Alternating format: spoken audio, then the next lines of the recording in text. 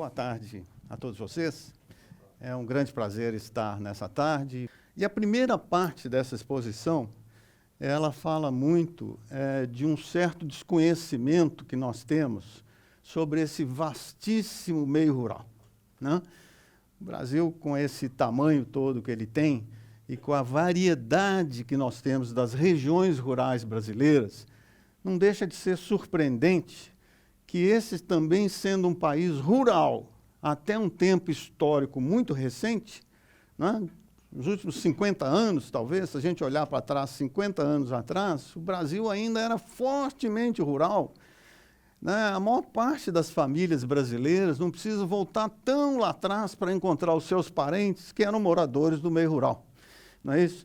Ou, eventualmente, até que o bisavô era produtor rural, etc., né? Então, o rural está muito recente na nossa história. No entanto, mesmo assim, nós, de fato, desconhecemos o rural, né? Nós não temos realmente muita discussão sobre o mundo rural e existem coisas até que são muito surpreendentes, né? Se algum de vocês me pedisse um artigo, não um livro, mas um artigo que contasse a história rural brasileira dos últimos 50 anos, esse artigo não existe. Hã? Quem deveria fazer isso, que somos nós, os cientistas sociais, sociólogos, economistas, etc., algum de nós deveria ter escrito, nem que fosse um artigo de 25 páginas, História Rural Brasileira dos últimos 50 anos. Esse artigo não existe, muito menos um livro, né? Então, que coisa incrível! Um país com a nossa história, um país com a nossa economia agropecuária pujante que nós temos, né? Os estudiosos, os pesquisadores ainda não escreveram um relato histórico que nos apresente esse mundo rural que está tão próximo de todos nós em função das características da nossa história, né? Então, nós temos um primeiro problema. E o primeiro problema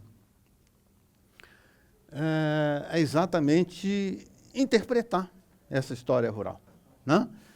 Porque se nós não conseguirmos interpretar a história, como é que nós vamos atuar sobre essa história, né?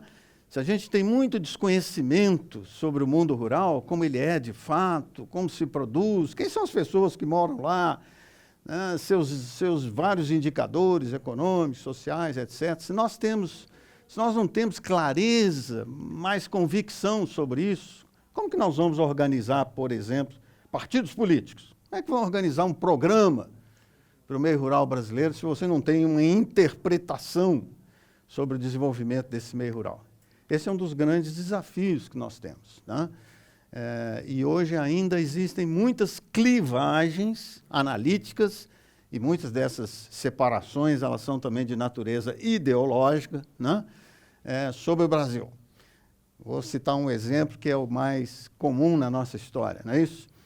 Ainda tem muitos candidatos que se veem na obrigação de dizer assim, não, nós vamos fazer reforma agrária, não é isso? Olha, eu tenho que me conter para não rir quando alguém diz isso, porque mostra, antes de mais nada, uma profunda ignorância sobre o Brasil. E por quê? Porque o tempo da reforma agrária, ele já passou, né? Reforma agrária foi uma política governamental muito importante em muitos países, num período histórico mais ou menos definido. E qual foi esse período histórico? Foi principalmente os anos 50, os anos 60, mais ou menos os anos 70. E aí a reforma agrária foi saindo de cena, por várias razões que eu não vou discutir, né? Mas foi saindo de cena. E o Brasil foi o único país do mundo com alguma importância social, demográfica e tudo mais, que ainda fez um programa de redistribuição de terras de uma certa relevância, começando no meio dos anos 90. Né? E começando do meio dos anos 90 e entrando no presente século, e o nosso programa de distribuição de terras chegou a distribuir 90 milhões de hectares. E para vocês terem ideia do que isso significa, 90 milhões de hectares, é uma área maior do que toda a área plantada com a agricultura brasileira. Por aí vocês podem ter uma ideia da magnitude desse programa de redistribuição de terras, que é um programa que acabou. E por que ele acabou? Basicamente porque nós não temos mais demanda social. Foram distribuídos 90 milhões? Praticamente 90 milhões, né? Eu estou arredondando os números, não é isso? Então, se não tem demanda social por um programa de redistribuição de terras, por que nós mantemos um programa de distribuição de terras chamado Reforma Agrária? Por que nós mantemos o INCRA? Por que o INCRA existe?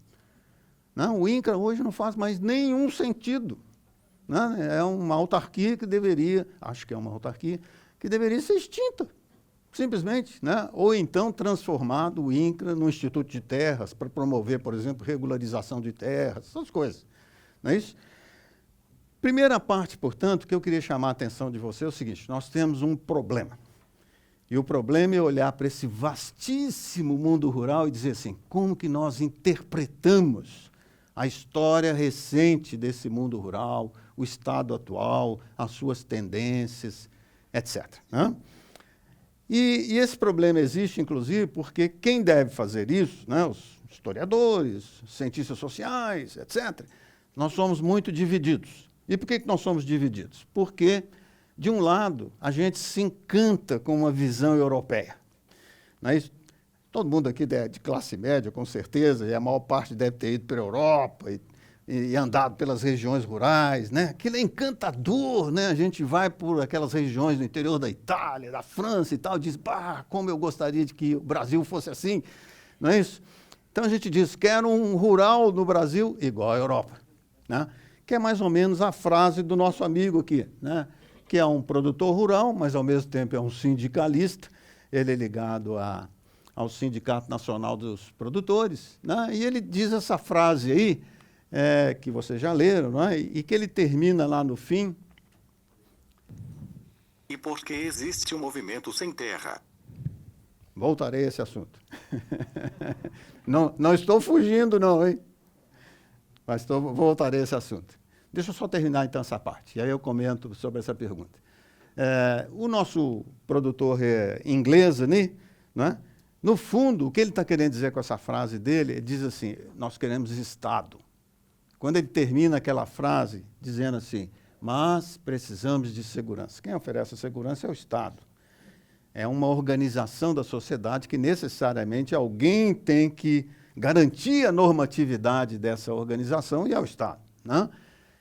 Ou seja, essa frase ela espelha muito uma visão europeia, que é uma visão que diz assim, Estado, nos proteja. Estado, nos ofereça subsídios. Estado, garanta os nossos preços, etc. Né? Essa é uma visão dominante que nós temos, principalmente entre aqueles que querem interpretar o meio rural brasileiro a partir de uma perspectiva europeia, que é muito diferente de uma perspectiva americana.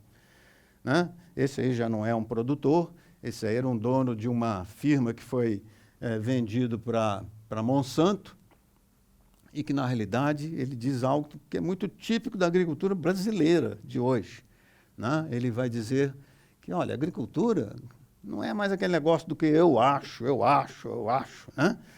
A agricultura, ou você traz a ciência, você traz a análise e faz realmente daquilo algo profissional, ou você não sobrevive.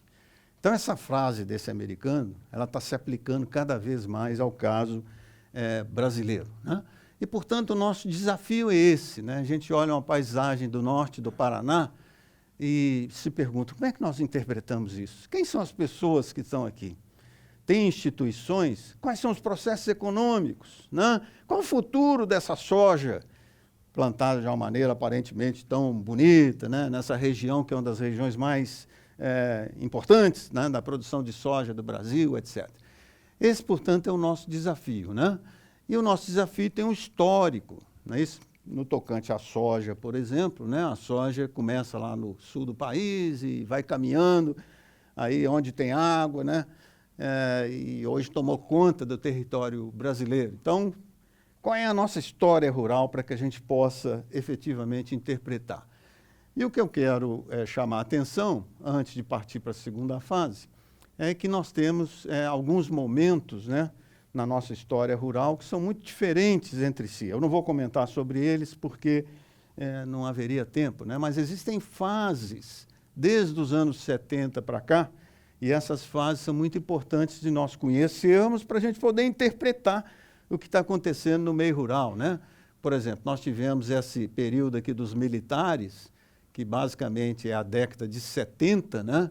Onde nasce o que hoje a gente chama de agricultura moderna, né? Quer dizer, toda essa dimensão um tanto espetacular da agropecuária brasileira, que é apresentada em alguns minutos, né, ou segundos, pouco antes do Jornal Nacional, né, aquelas coisas, isso, aquilo, fotografias bonitas e gera bilhões, não sei o quê, mostrando, portanto, um setor muito moderno, né? Tudo isso tem as suas raízes num processo de modernização que iniciou com os militares durante a década de 70. Né? Ali houve o primeiro momento da modernização da agricultura brasileira. Depois, nos anos 80, com vários problemas, nós entramos nos anos 90 também, onde várias mudanças foram feitas, etc. Mas o que eu quero chamar a atenção é exatamente dos últimos 20 anos.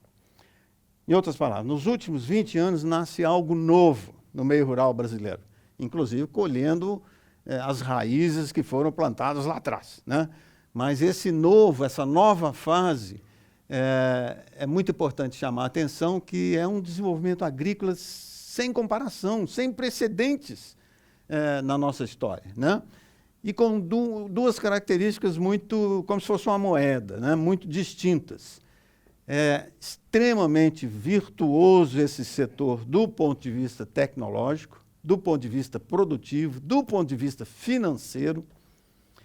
Agora, é extremamente perverso do ponto de vista social. A agropecuária brasileira, ela está cada vez mais, do ponto de vista econômico, financeiro, dando um exemplo para o mundo. Do ponto de vista social, ela está cada vez mais excluindo. E é por isso, né, que eu estou organizando um livro com os colegas, né, um dos capítulos fala exatamente isso no seu título. Nós estamos formando no Brasil uma agricultura sem agricultores. Né? Bom, essa é a interpretação que nós precisamos fazer, não é isso? Bom, antes de ir para a segunda parte, houve uma pergunta que eu vou comentar muito rapidamente, e aí a bibliografia lá no final está lá, né? Que é o MST. O MST não existe mais, né? Eu conheço o MST antes dele nascer. Por quê? Eu vim do meu doutorado na Inglaterra e fui dar aula na Federal do Rio Grande do Sul, né? E o MST nasceu no Rio Grande do Sul. Eu acompanhei os episódios de Encruzilhada Natalino. João Pedro Stedley, a esposa dele, foi minha assistente de pesquisa. Esse é o meu relacionamento com o MST. Então, eu acho que eu sei tudo sobre o MST, né? E eu escrevi. Então, o MST tem uma história, que, aliás, é uma história sobre muitos aspectos muito bonita, que ninguém vai achar que eu sou crítico do MST, não. O MST teve a sua história. Se perdeu aqui, se perdeu ali e tal, mas também realizou muito, né?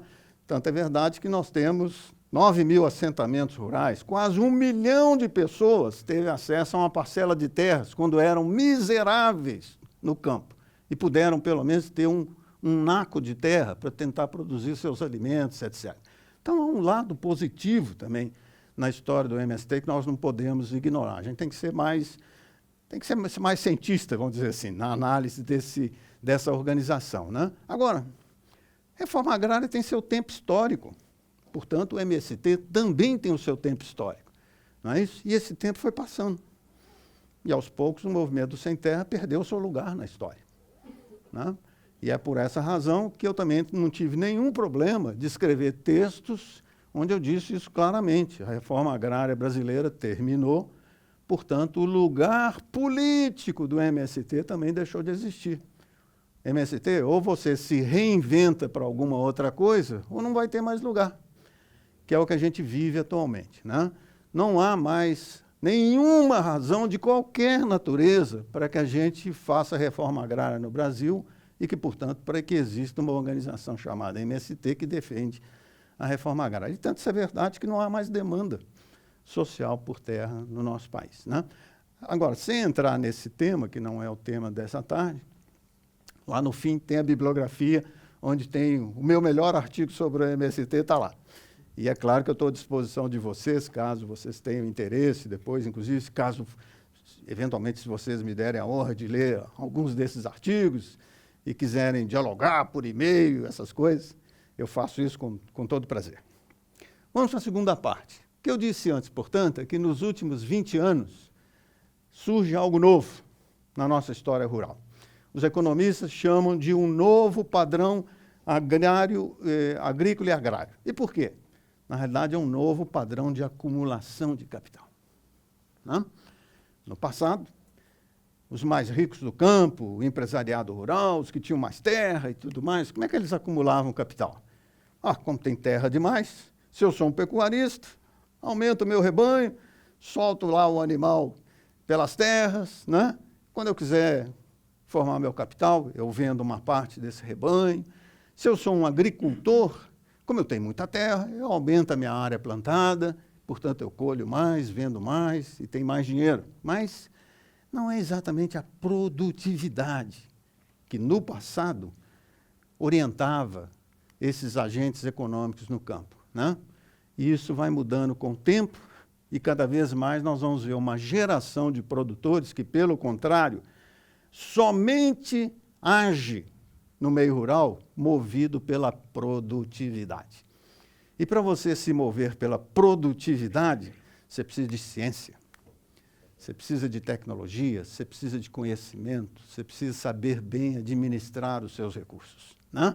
E é isso que emergiu no Brasil a partir especialmente da segunda metade dos anos 90 em diante, que é o que a gente chama de um novo padrão agrícola e agrário, né? Foi quando a agropecuária brasileira, por exemplo, se internacionalizou de uma maneira vibrante. Então, vocês podem perceber que em 2013, né, o Brasil disparou como o país que estava ganhando mais dinheiro com a exportação de alimentos, né? E essa balança comercial é muito favorecida pelo fato de que o Brasil exporta muito e importa pouco no que diz respeito a insumos para produzir, né? Isso acaba tendo, portanto, uma balança comercial muito favorável, né? Quem comandou esse processo? Bom, aí não tem como a gente deixar de ignorar. Quem comandou esse processo chama-se soja, não é isso? A soja foi o comandante desse processo de transformação. Atrás da soja, alguém poderia dizer, os gaúchos, não é isso? Porque essa história começou, de fato, no sul do Brasil. Não foram só os gaúchos, nós também tivemos os paranaenses muito ativos, né? Mas a gauchada adorou nos anos 70, quando chegou a soja, e ela se deu muito bem na metade norte do Rio Grande do Sul, né? E naquela década, que era a década de 1970, o preço da soja estava ótimo. Então, como vocês podem ver, né, ficaram felicíssimos quando o bolso começou a ficar cheio de dinheiro com aquela leguminosa que chegou lá e que se deu-se muito bem naquele ecossistema ali do Rio Grande do Sul, a soja ainda um cultivo de clima temperado, né, e que estavam pagando muito bem, né? E por que a soja também se expandiu de uma forma tão rápida no Rio Grande do Sul? Porque no Rio Grande do Sul existia uma estrutura de cooperativas que tinham sido formadas nos anos 50 em função da chegada do trigo, né? E essas cooperativas, quando a soja chegou, elas organizaram os produtores para o plantio, inclusive trazendo mais assistência técnica, insumos, tecnologia e tudo mais, e a produção de soja cresceu muito no Rio Grande do Sul. Também começou a crescer bem no Paraná, e aí se formou uma geração de produtores que cada vez foram mais competentes, mais profissionais, né, para esse plantio. E aí ele se espalhou pelo Brasil inteiro, né?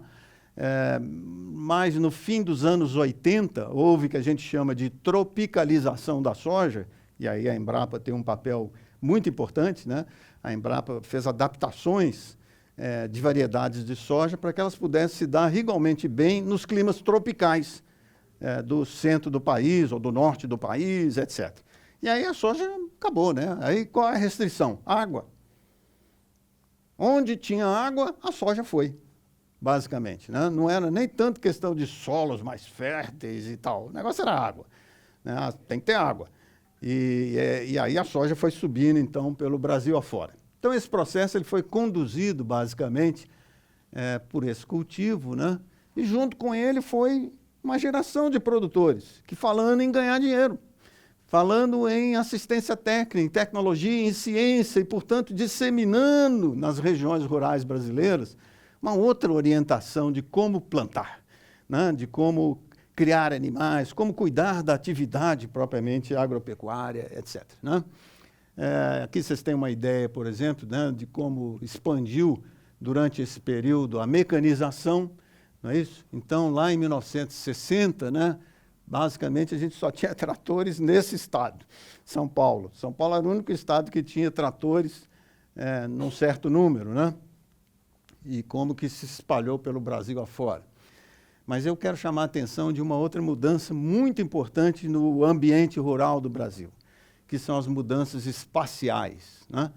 20 anos atrás, se eu perguntasse a qualquer um de vocês, 20 anos atrás, escuta, o que existe de produção aí nesse meio do Brasil, aí, onde tem o sertão, né, Tocantins, Goiás e tal, provavelmente a maior parte de vocês diria, isso aí é um fim de mundo. Essa região é uma região que se transformou de uma maneira radical, né? É a principal região produtiva da agropecuária brasileira nos nossos dias, né? Essa região é uma região que está surgindo para o Brasil, assim como aquele norte dos Estados Unidos que faz fronteira com o Canadá, as pradarias, né? Que é uma região mais importante do mundo em termos de produção de grãos, né? Essa é como essa região central do Brasil está se transformando, né? Aqui do oeste da Bahia, o São Francisco está aqui no meio, do oeste da Bahia, ela entra por esses estados, avança no Mato Grosso, né? Só pegando aqui produção de grãos, por exemplo, né? Essa região já tem 75% da produção de grãos do nosso país, né? Feijão, que antes era produzido em todo o Brasil por pequenos produtores, com baixa produtividade, etc., etc., os 10 municípios que são maiores produtores de feijão, eles estão aqui. E agora tudo é produzido de uma forma empresarial, tecnológica e por aí vai, né? Então, essas são as transformações que estão ocorrendo. Para concluir essa segunda parte, né, um outro aspecto que é marcante da agropecuária brasileira e é demonstrativo desse processo de transformação que nós estamos falando, que se chama produtividade. E, nesse caso, não produtividade como a gente media lá no início. Quantos quilos de milho por hectare? Não, isso é rendimento físico, né? Produtividade, na realidade, é a produtividade total de fatores, né? Que é uma maneira metodológica mais recente, mais sofisticada, que mereceria uma discussão mais detalhada, que não teremos chance, mas o que eu quero chamar a atenção é exatamente esse salto, né? O Brasil já vinha crescendo a sua PTF da agropecuária nos anos anteriores, aí nós entramos nos anos 90 e, de repente, né, lá em 97, ela dá um salto. E é a maior PTF de todos os países que têm uma agricultura importante, né? A PTF nos Estados Unidos é 2,2, algo assim, né? Todos os países que são grandes em termos do seu setor agropecuário, o Brasil é o que tem a sua PTF disparada como a maior delas. Bom, então essa segunda parte, o que ela quis mostrar? Ela quis mostrar um processo de transformação, um novo padrão de desenvolvimento da agropecuária, um novo padrão de acumulação de capital, né? Um setor da nossa sociedade que está se transformando de uma maneira simplesmente espetacular, apesar de várias ameaças, problemas, dificuldades, não só de Lei Candir e outras coisas que afetam a macroeconomia do nosso país, mas de logística, né? Toda hora a gente lê nos jornais o problema da agropecuária que não consegue escoar, não consegue armazenar essa produção, etc. Bom, mas a terceira parte que eu queria chamar a atenção de vocês é que, apesar disso tudo, apesar até da propaganda da TV Globo, ainda permanece uma série de mitos sobre a nossa agropecuária, sobre o mundo rural, etc., né? E essa é a terceira parte que eu queria comentar. Por exemplo, quando eu comecei nessa área, né, a literatura falava assim, a agricultura brasileira é ao café. E era mesmo. Lá nos anos 70, nós importávamos feijão. Então, você olhava para a agricultura e dizia, qual a agricultura organizada no Brasil em 1970 exatamente? É o café, que tinha uma história nesse estado, se organizou, etc., né? E não tinha muito mais não. O restante eram produtores que produziam de uma forma muito rudimentar para os mercados regionais, locais, etc., né? Essa é a agropecuária brasileira nos nossos dias, né? Ela se tornou sofisticada. Ela se tornou flexível e muito atenta a sinais de mercado, né? Ela criou determinados setores que a gente nem imaginava, né? Esse setor de florestas plantadas, não é isso? Com a compra da fibra pela Suzano, nós temos a maior empresa mundial produtora de celulose, e o Brasil é o maior produtor de celulose. 20, 30 anos atrás, ninguém nem falaria nisso, né? E o Brasil é o país que tem maior potencialidade de aumentar a sua capacidade, né? Porque nós temos terras ainda que podem ser utilizadas na produção, vários cultivos, a produtividade ainda é baixa, pode ser relevada, etc., né? Então, esse é um dos mitos que nós precisamos elucidar para a sociedade brasileira, né? Nós temos uma galinha de ovos de ouro, que se chama agropecuária brasileira, não é isso? E que nós precisamos tratar com muito carinho, não é isso? Para que ela continue produzindo riqueza, não para os empresários rurais exclusivamente, mas para a sociedade brasileira, né? A sociedade brasileira é a maior beneficiária de um setor como esse, né? Esse aqui talvez seja o dado mais importante da agropecuária brasileira, que a sociedade brasileira não dá a menor importância, né?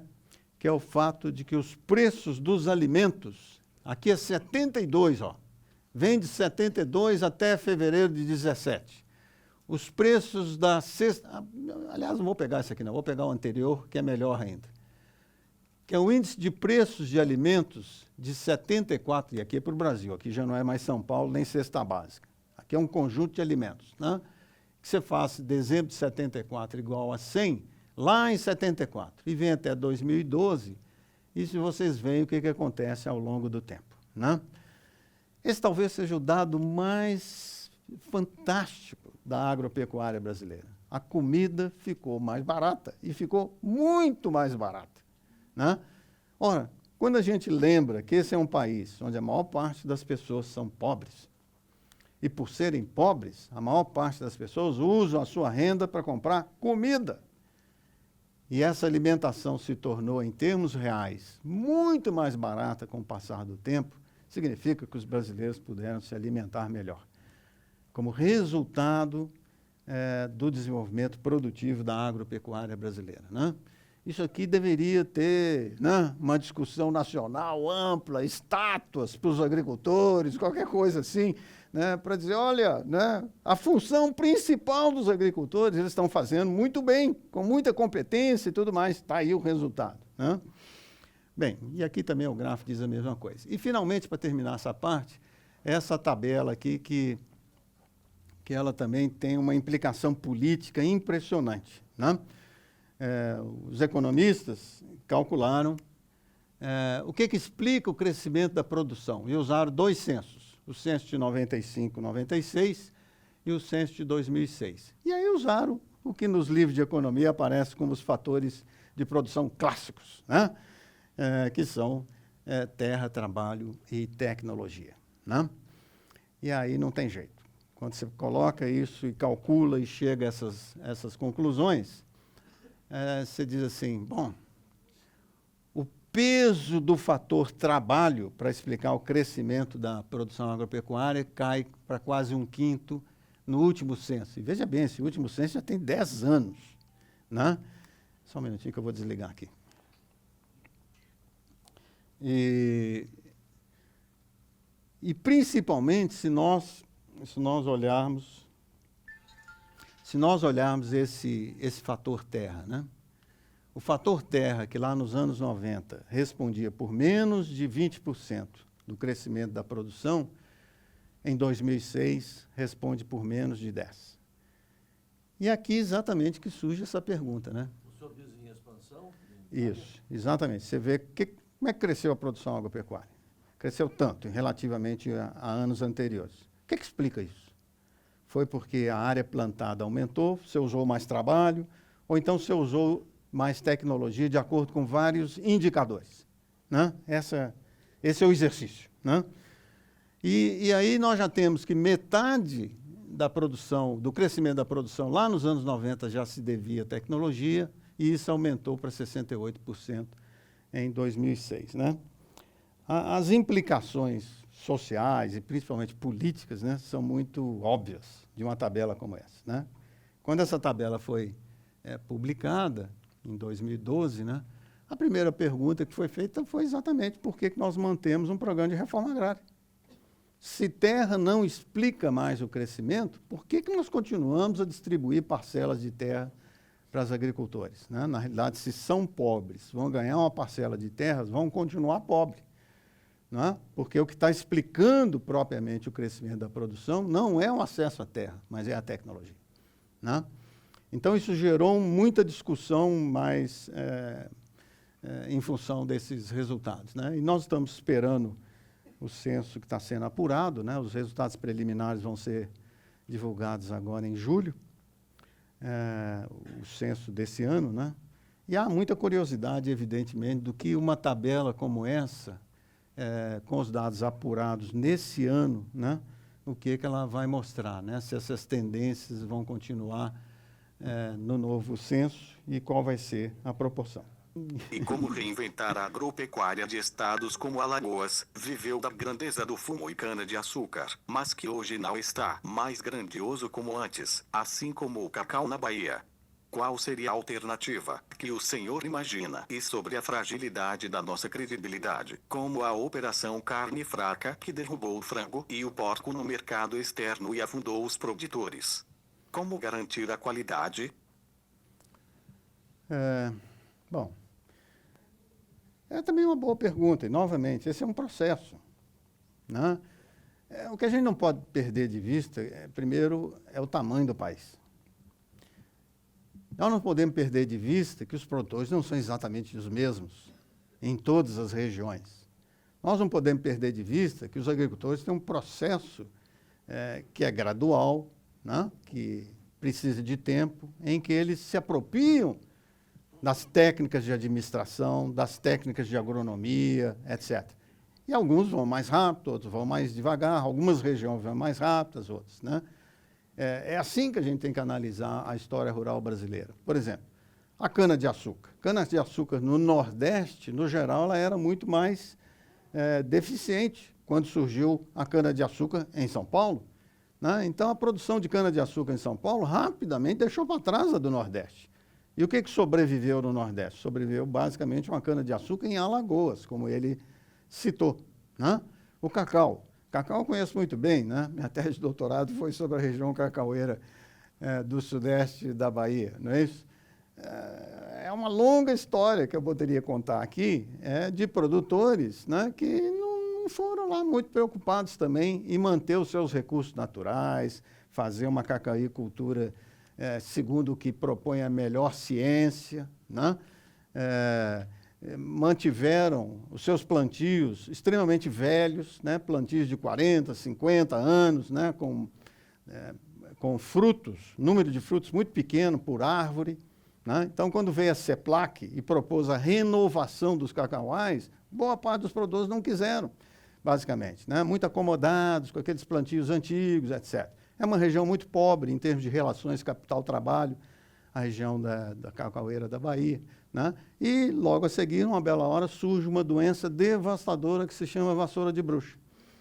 E a vassoura de bruxa praticamente tirou a rentabilidade da maior parte dos estabelecimentos. Tanto é verdade que o cacau migrou para o norte do país, especialmente o Pará, e pela primeira vez, na última safra, o Pará teve uma produção maior do que a da Bahia, né? Emergiu, portanto, como o maior produtor.